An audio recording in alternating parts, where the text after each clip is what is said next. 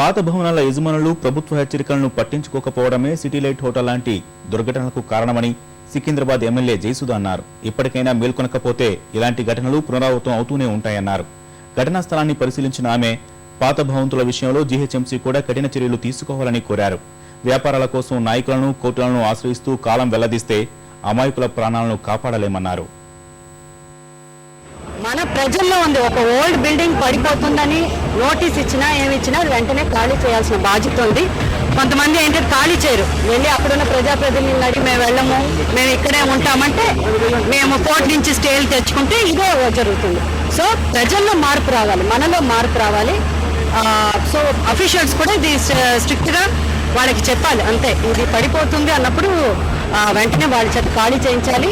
So ఇవాళ చాలా మంది ఇన్నోసెంట్ పీపుల్ చనిపోయారు, దానికి కారకులు ఎవరు?